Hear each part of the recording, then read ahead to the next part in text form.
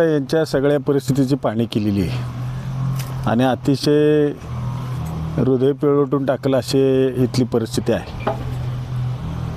शेतकरी ह्या जगाच्या पोशिंदा आहे असं आपण म्हणतो आणि त्या शेतकऱ्याच्या प्रपंचावर, घरावर, कुटुंबावर कशा पद्धतीने नांगर प्रशासन फिरवतं याचं ज्वलंत उदाहरण इथं तुम्हाला पाहायला मिळेल.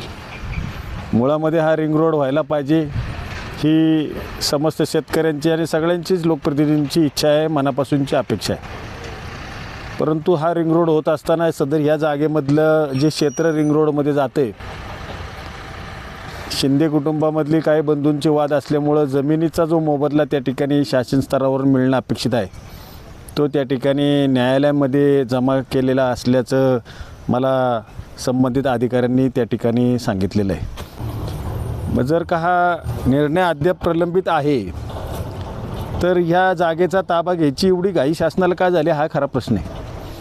दुसरी महत्त्वाची गोष्ट म्हणजे 19/1ची नोटीस दिली आणि नंतर त्यांना आजपर्यंत नंतर कुठल्याही पद्धतीची ही जागा खाली करावी अशा पद्धतीची कुठलीही दुसरी नोटीस किंवा या ठिकाणचं पोल्ट्री घर किंवा गुरांचा गोठा हे खाली करावं अशा पद्धतीची कुठलीही नोटीस प्रशासनानं त्यांना नजीकच्या एवढ्या महिन्याभरात, 15 दिवसात, 8 दिवसात काही दिलेलं नाही. अचानकपणे त्या ठिकाणी प्रशासनाच्या अधिकारी येतात, मशिनरीज घेऊन येतात, पोकलॅन घेऊन येतात, JCB घेऊन येतात, मोठ्या पद्धतीचा फौजफाटा पोलिसांचा बंदोबस्त घेऊन येतो आहे.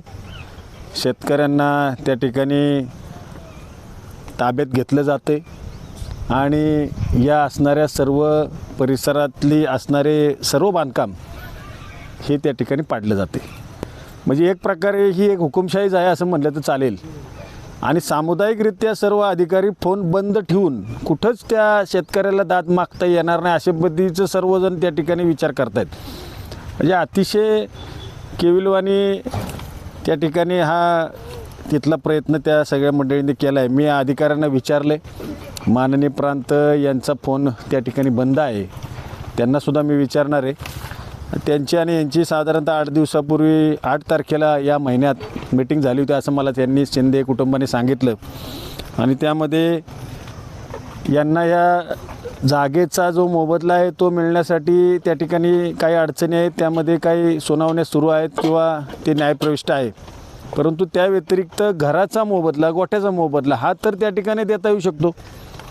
त्याची नोंद ग्रामपंचायतमध्ये 8ला वेगळ्या पद्धतीने आहे आणि त्यांच्या नावावर आहे. तिथं कोणाची हरकत त्या ठिकाणी नाही. आणि असं सगळं असताना त्यांना त्या ठिकाणी कुठल्याच पद्धतीची भूमिका ऐकून न घेता प्रशासनाने जे काही काम केले त्याचा निषेध आम्ही करतो आहे. संबंधित या कुटुंबाला न्याय मिळवून देण्यासाठी इथं राजकीय पक्ष वगैरे कुठला नाही, परंतु शेतकरी हा जगाचा पोशिंदा आहे. या शेतकऱ्याच्या पाठीशी आम्ही उभं राहण्याचं काम निश्चितपणे करू.